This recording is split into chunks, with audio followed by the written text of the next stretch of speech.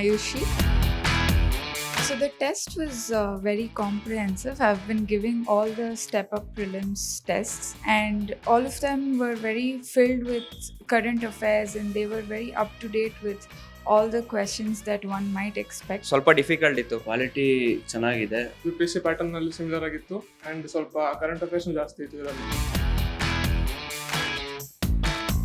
This test is, not very easy level, so it was a good test. ಎಲ್ಲ subjects equally importance ಕೊಟ್ಟಿರ್ತಾರೆ. Time management ಆಗಲಿ, questions ಹೆಂಗಿರುತ್ತೆ, subject wise ನಾವು ಎಲ್ಲಿ focus ಮಾಡಬೇಕು, key areas, ಇವೆಲ್ಲ ಸ್ವಲ್ಪ ಎಕ್ಸ್ಪೀರಿಯನ್ಸ್ ಅನ್ನೋದು ಆಗುತ್ತೆ. ನಮ್ಮ ಎಬಿಲಿಟಿ ಟೆಸ್ಟ್ ಆಗ್ತಾ ಇದೆ. ಸೊ ನಾವು ಎಷ್ಟು ಯಾವ ಲೆವೆಲ್ಗೆ ಓದಿದ್ದೀವಿ, ಡೇ ಬೈ ಡೇ ಇಂಪ್ರೂವೈಸ್ ಆಗ್ತಾ ಇದೆ.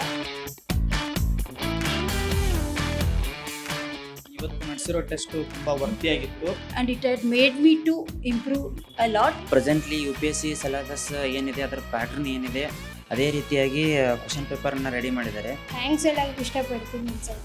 Thank you.